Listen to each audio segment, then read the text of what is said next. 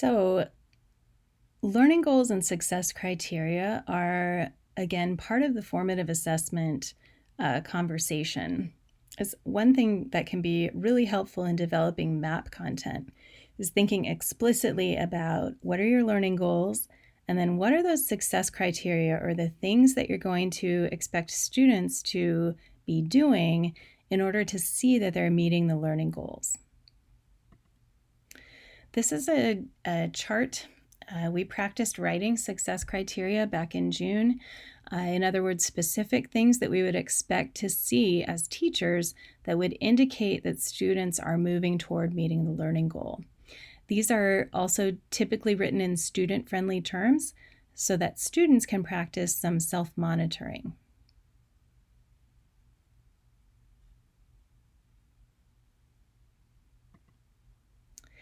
If you're wondering or having some trouble writing success criteria or learning goals, this is a book I'd recommend by Ron Richart, Creating Cultures of Thinking.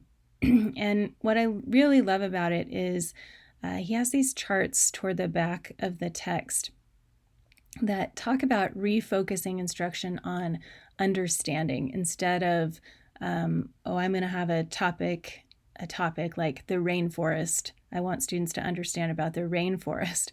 And he asks some questions that teachers can ask themselves, like, what is worth understanding about this topic? Why is this topic important?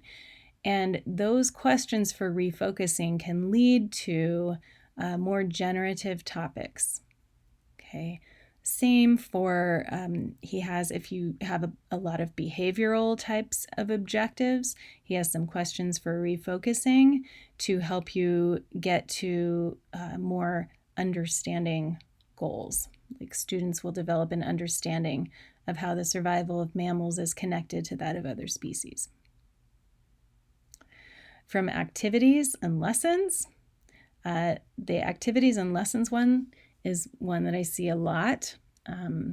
So the success criteria is that students are reading books about the rainforest or students are writing poems about the rainforest.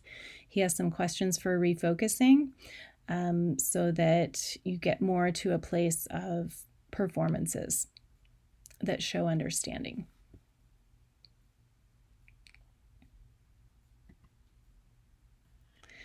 And then just a bit about the summative assessments.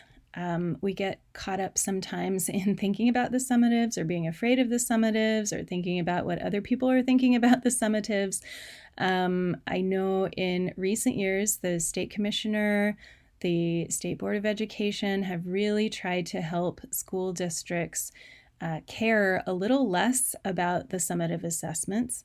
With some degree of success, but still I hear a lot about people being angry or frustrated about what summative assessment results are saying about their school and what people are interpreting about those summative assessments. So I want to talk just a little bit about that, just to give you an understanding at least about from the teacher's perspective, what they are intended to do, what they aren't intended to do, where they come from, how they're developed, and some things that you can do to, if you're interested, look into what the summatives are measuring specifically.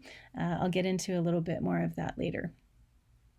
So they are intended to inform programmatic decisions like curriculum. They really are intended to provide a snapshot of school districts and schools for federal agencies. The state is required to give them. So keep that in mind. They are not intended to inform daily instruction or singularly inform decisions about students, for example, what courses students should be taking. Typically, private company vendors create summative assessments, but in Kansas, it's a publicly funded vendor and a whole bunch of educator input. So it's the University of Kansas, actually an assessment center at the University of Kansas, and they use a lot of educator feedback and input. They rely heavily on Kansas educators to provide feedback about passages they use, items they use, topics, all kinds of things. So just know that there's a lot of Kansas educator hands on our summative assessment in Kansas. This is just the basics of building a summative assessment in Kansas. This is kind of the process, how it works. And the red stars at the top are where Kansas teachers are involved in that process.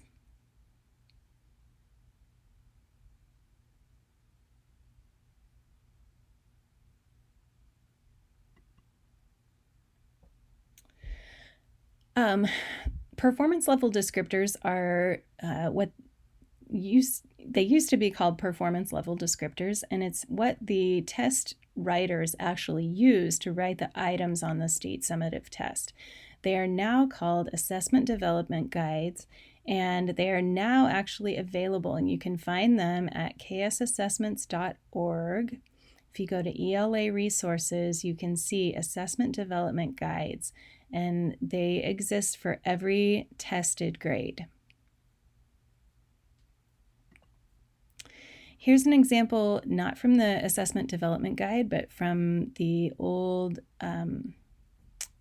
performance level descriptors that show how the assessment writers what they're using when they're writing items.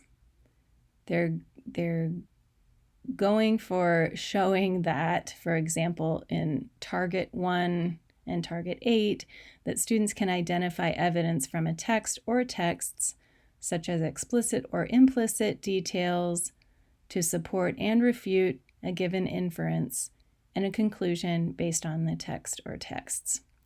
So sometimes teachers find it helpful to use these when they're designing lessons to make sure that students are looking at, those things.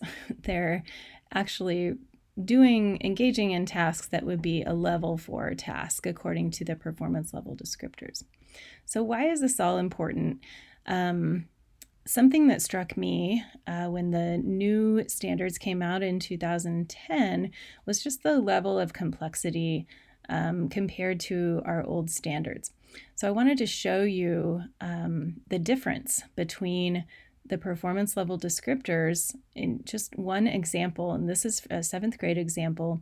On our old state assessment, what would have been proficient is a performance level descriptor for a 7th grade student, that the student makes obvious connections and perceives some relationships to construct inferential meaning.